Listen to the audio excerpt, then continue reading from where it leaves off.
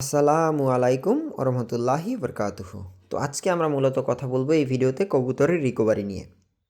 Wait. অনেকেই আবার video শুরুর প্রথমেই এই জিনিসগুলো দেখে মনে করতে পারে না, মনে হয় এমন কিছু দেখাবে যে 2-2.5 ঘন্টা ওরা কবুতর 10 ঘন্টা হয়ে যাবে। না ভাই, এখানে ওরার কেমনে ওরা বাড়বে এটার সাথে আসলে এটার খুব একটা সম্পর্ক নাই, আগেই বলে দিচ্ছি যাতে হতাশ না হন ভিডিও শেষে। তো চলেন শুরু করি। অনেকেই আমাকে প্রশ্ন করেন যে ভাই, একটা টাইমে আমার কবুতর অনেক ভালো উঠতো, রিসেন্টলি কবুতরগুলো উঠতেছে না। আমি খাবার দাবার তো আগের মতোই দিচ্ছি, সবই ঠিক আছে, কিন্তু কবুতরগুলো আগের মতো দমে আসতেছে না। এইটার অন্যতম একটা কারণ হতে পারে আপনার রিকভারি। ট্রেনিংয়ের ব্যাপারটা আছে, তারপরেও রিকভারি হতে পারে। এখন রিকভারি জিনিসটা কি, যদি এক্সাম্পল দিয়ে বোঝাই, আমরা যে ড্রোন উড়াই বা ইলেকট্রনিক জিনিসগুলো ব্যবহার করি, ওইগুলোতে কিন্তু প্রতিনিয়ত চার্জ দিতে হয়। চার্জ শেষ হয়ে গেলে আবারও চার্জ করতে হয়, দেন ওই জিনিসটা আবার কাজ করে। তো কবুতর যেহেতু একটা প্রাণী, আমরা যখন ওকে উড়াই, একটা কবুতর যখন 10 ঘন্টা 8 ঘন্টা বা 6-7 ঘন্টা ওড়ে, ওর শরীর থেকে প্রচুর পরিমাণে এনার্জি লস হয়। এখন আপনি একদিন বাদে একদিন উড়ান বা প্রতিদিন যদি উড়ান, একটা মানুষের শরীরে আসলে পুষ্টিমান বা জমা হতে হুট করে 1-2 দিনে কিন্তু হয় না। 1-2 দিনেই কিন্তু জিনিসটা আপনার শরীরে জমা হয় না, বা মানুষ চিকন থেকে মোটা হতেও কিন্তু সময় লাগে। তো কবুতর ওই রিকভারিটা হতেও কিন্তু একটু সময় লাগে। তো এখন আমরা যদি মনে করি যে শুধু খাবার দিলে ওই খাবার থেকে সম্পূর্ণ পুষ্টিমানটার দু একটা মেডিসিন ব্যবহার করলে ওটার মাধ্যমেই যে সব কিছু ঘাটতি পূরণ হয়ে যাবে, এইটাই প্রথমত ভুল ধারণা।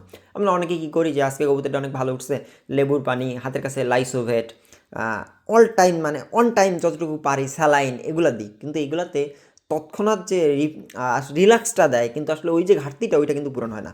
তো ঘাটতি যত আপনি প্রত্যেক দিন কবুতরটা উড়াচ্ছেন, ওর শরীরে ঘাটতির পরিমাণ কিন্তু অত বাড়তেছে। বাড়তে বাড়তে এমন একটা পর্যায়ে চলে যাচ্ছে যে ওর উড়ার জন্য যতটুকু পাওয়ার ওর শরীরে থাকা দরকার, এনার্জি, ওই শরীরে অতটুকু পাওয়ার থাকে না। যার কারণে ও পুরো পারফরমেন্স কিন্তু আগের মতো করতে পারে না, পারফরমেন্স ড্রপ করে। তো আসেন এবার আমি আমার কবুতরের জন্য আসলে কিভাবে এই রিকভারিগুলো বানাই এবং কী কী উপাদান ব্যবহার করি, এইটা আপনাদেরকে বিস্তারিত বলবো আমি যে মাধ্যমটা ব্যবহার করি। তো প্রথমেই আসেন, এই যে পাউডারটা দেখতেছেন, আমি জুম করে একদম কাছ থেকে আপনাদেরকে দেখানোর চেষ্টা করি।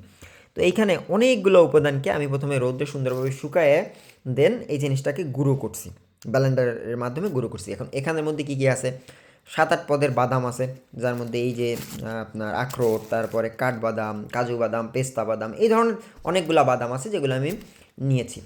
এর সাথে আপনার দারচিনি, গোলমরিচ, বড় এলাচ, ছোট এলাচ, মেথি, এই ধরনের যে জিনিসগুলো আছে এইগুলো আমি নিয়ে নিছি। এখন এই মেথি বলেন বা দারচিনি বলেন, এগুলোর প্রত্যেকটা একটা আলাদা গুণ আছে। যেরকম আপনার যে এলাচের বিচিগুলা, এইগুলা কিন্তু আসলে অনেকেই খায়, বা রমজানের দিকে আসলে মেথির পানি ভিজিয়ে কিন্তু অনেকে খায়। এতে কি হয়, তৃষ্ণাটা একটু কম লাগে। তো এরকম অনেকগুলো উপাদান আছে যে জিনিসটা আমাকে আমার শ্রদ্ধেয় ওস্তাদ আসলে এই ফর্মুলাটা দিয়েছিলেন, এবং মার্শাল্লাহ আমি সহ অনেকেই এই ফর্মুলাটা দিয়েছিলাম এবং তাদেরও মার্শাল্লাহ অনেক ভালো কাজে আসছে। তো তার মানে এই না যে এইটা সকালবেলা খাওয়াই দিলে 2 ঘন্টা ওরা কবুতর 10 ঘন্টায় চলে যাবে। আগেও কিন্তু বলছি এটার সাথে আসলে ওরকম কোনো সম্পর্ক নেই।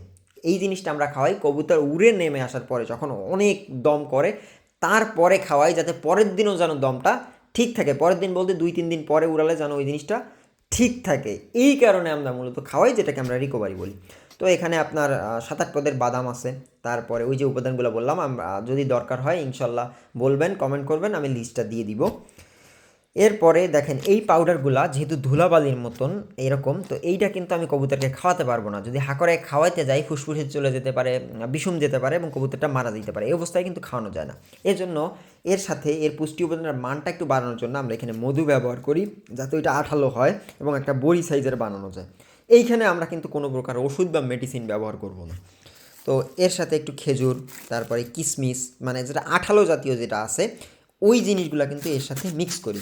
এরপরে কী করব, এই জিনিসগুলা আসলে চটকায় চটকায় একদম আঠালো একটা মডের মতো বানাবো, মল্ডের মতো, এবং ওইটার সাথে এই জিনিসগুলা আপনার ভালো করে অ্যাটাচ করে ছোলা বা বুটের সাইজের কিছু বড়ি বানাবো। এবং ওই বড়িগুলা কিন্তু যখন কবুতর 6 থেকে 7 ঘন্টার উপরে দমে যাবে, তখন যেদিন মানে যখন খাওয়া দাওয়া কমপ্লিট করে ও রেস্টে যাবে, তখন একটা খাওয়াই দিব এবং কবুতরকে 1 দিন বা 2 দিনের জন্য আটকাই দিব। তারপরের দিন 3 দিনের দিন যদি ওই কবুতর আমি উড়াই, বা 2 দিনের দিন, ও আগের দিন যদি 5 ঘন্টা রেজাল্ট করে থাকে, তখন ও কিন্তু 6 থেকে 8 ঘন্টা রেজাল্ট করবে ইনশাল্লাহ, বা করে।